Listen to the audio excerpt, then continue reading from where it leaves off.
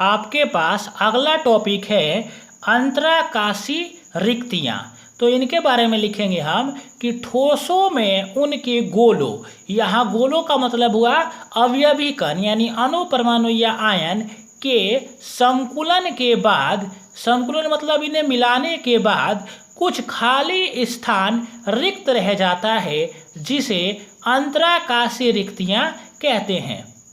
यानी कहने का मतलब कि मान लीजिए आपके पास 3 गोले हैं, तो आपने तीनों गोलों को इस तरीके से ज्वाइंट कर दिया, तो देखिए यहाँ पर ये वाला स्थान आपका रिक्त रह गया। तो इस रिक्त स्थान को ही हम अंतराकाशी रिक्तियाँ कहते हैं। ये अंतराकाशी रिक्तियाँ 2 प्रकार की होती हैं। पहला होता है आपके पास चतुष्फलकीय रिक्तियाँ और दूसरी हो जाएगी आपके पास अष्टफलकीय रिक्तियाँ। आप अपनी कॉपी में साथ ही साथ लिखा करिए, जब ही जाकर ये समझ में आएंगी।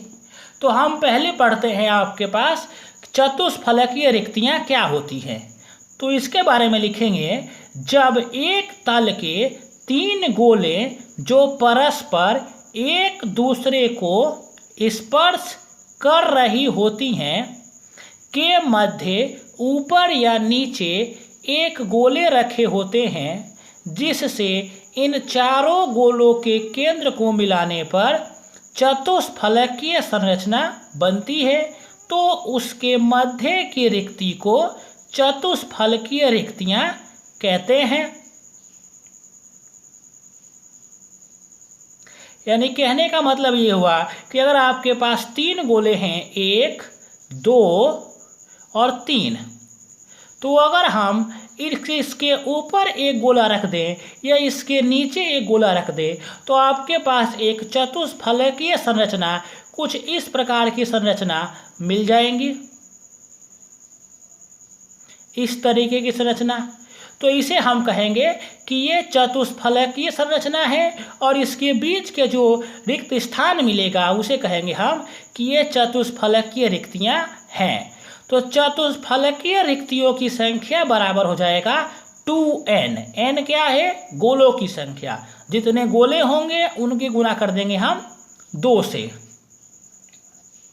और त्रिज्या अनुपात बराबर हो जाएगा रिक्ति की त्रिज्या बटे गोले की त्रिज्या। यानी त्रिज्या अनुपात बराबर r void upon r shape, ये बराबर हो जाएगा 0.225। दूसरा टॉपिक है आपके पास अष्टफलकीय रिक्ति। इसके बारे में लिखेंगे कि जब एक तल पर 3 गोले एक दूसरे को स्पर्श करती हैं तथा दूसरे तल पर इसी प्रकार से 3 गोले एक दूसरे को स्पर्श करती हैं, यदि उन्हें एक दूसरे के ऊपर खांच पर रखा जाए, तो उन 6 गोलों के मध्य जो रिक्ति बनती है उसे अष्टफलकीय रिक्ति कहते हैं।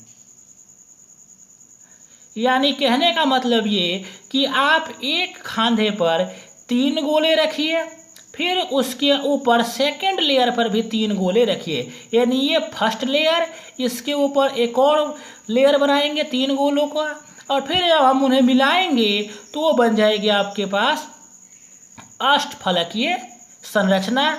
और उस अष्टफलकीय संरचना में जो रिक्ति बनेगी उसे कहेंगे हम अष्टफलकीय रिक्ति। और त्रिज्या अनुपात जो हो जाएगा r वॉइड यानी रिक्ति की त्रिज्या, r शेप यानी गोले की त्रिज्या बराबर हो जाएगा 0.414 के।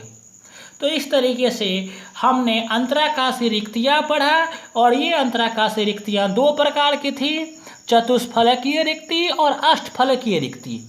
हमने दोनों के बारे में पढ़ा। अब एक सबसे मेन टॉपिक होता है कि इसमें अष्टफलकीय रिक्तियों की संख्या हो जाएगी n। n क्या है? गोलों की संख्या। तो मेन टॉपिक ये हुआ कि चतुष्फलकीय रिक्ति और अष्टफलकीय रिक्ति, इन दोनों रिक्तियों में अंतर क्या होता है। तो हमारे पास हेडिंग हो जाएगा ये कि चतुष्फलकीय रिक्ति और अष्टफलकीय रिक्ति में अंतर।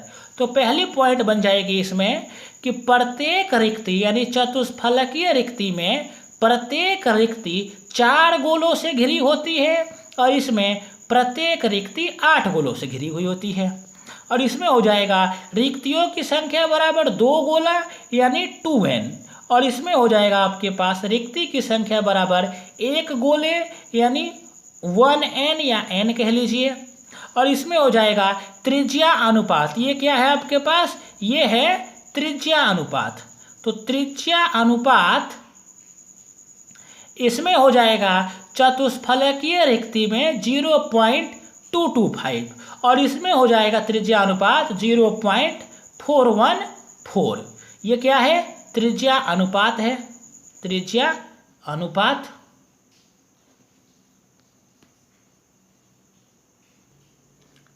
जब हम पढ़ रहे थे अष्टफलकीय रिक्ति और चतुष्फलकीय रिक्ति तो उसमें एक शब्द आया था त्रिज्या अनुपात। तो ये त्रिज्या अनुपात क्या होता है, इसकी परिभाषा होती है कि किसी आयनिक क्रिस्टल की धनायन की त्रिज्या तथा ऋणायन की त्रिज्या का अनुपात त्रिज्या अनुपात कहलाता है। यानी बहुत ही सिंपल इसका परिभाषा हो गया कि किसी आयनिक क्रिस्टल की धनायन की त्रिज्या तथा ऋणायन की त्रिज्या का अनुपात त्रिज्या अनुपात कहलाता है। तो त्रिज्या अनुपात बराबर हो जाएगा R प्लस यानी धनायन की त्रिज्या, R माइनस यानी ऋणायन की त्रिज्या, जहां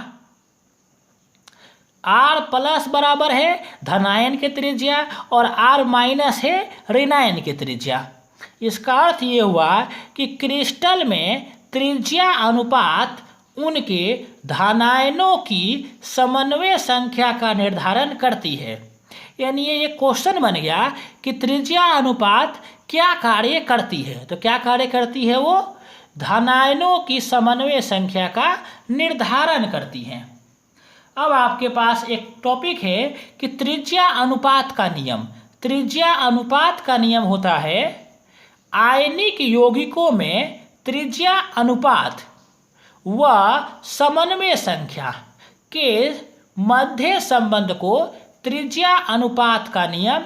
ये कौन सा नियम है, इसकी हेडिंग लिखेंगे आप त्रिज्या अनुपात का नियम।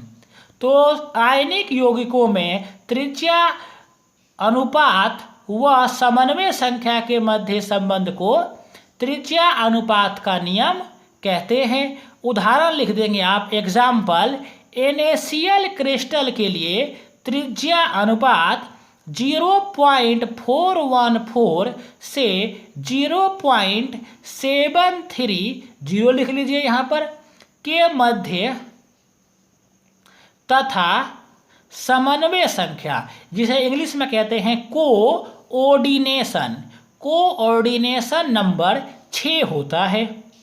तो इस तरीके से हमारा ये टॉपिक कंप्लीट हुआ त्रिज्या अनुपात के। यहां पर आता त्रिज्या अनुपात का नियम, त्रिज्या अनुपात का नियम, ये इसकी हेडिंग हो जाती है।